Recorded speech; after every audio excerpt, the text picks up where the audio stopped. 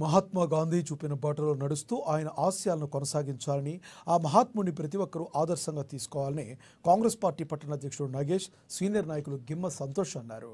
ఆదిలాబాద్ పట్టణంలోని కంది శ్రీనివాసరెడ్డి ప్రజాసేవ భవన్ క్యాంప్ ఆఫీసులో గాంధీ వర్ధంతి వేడుకలను గురువారం ఘనంగా నిర్వహించారు. గాంధీ చిత్రపటానికి పూలమాలలు వేసి ఘనమైన నివాళులు అర్పించారు. దేశ స్వాతంత్ర పోరాటంలో ఆయన కృషిని కొనియాడారు. అహింస మార్గంలో ఆనాడు స్వాతంత్రం సాధించి పెట్టిన మహనీయుడని కొనియాడారు. సత్యం, అహింసా సిద్ధాంతాల ద్వారా ప్రపంచానికి శాంతి సందేశాలు అందించారన్నారు. గాంధీజీ కలలు గన్న గ్రామ స్వరాజ్యం సాధనకు ప్రతి ఒక్కరూ నడుం బిగించాలని పిలుపునిచ్చారు.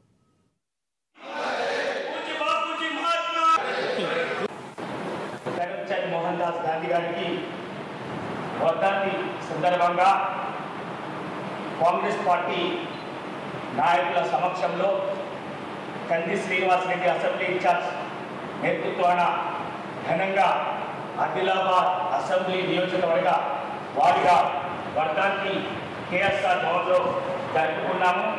రాబోయే రోజులలో గాంధీ మార్గాన ఏదైతే ఈరోజు ఊరికి ఒక గాడ్సే తయారైంది, ఆ గాడ్సేని ఎదుర్కోవాలంటే గాంధీ మార్గంలోనే పోవాలి. ఖచ్చితంగా రాబోయే రోజులలో రాహుల్ గాంధీ గారిని ప్రధానమంత్రి చేయాలంటే ఇటు మన్మోహన్ సింగ్ గారి ఆర్థిక సంస్థ కానీ, ఇందిరాగాంధీ గారి దేశానికి వచ్చి ప్రారంభించినా కానీ, ఇటు రాహుల్ గాంధీ, రాజీవ్ గాంధీ గారు కూడా మన దేశానికి ప్రాణాలు అర్పించిన కుటుంబం ఏదంటే గాంధీ కుటుంబం.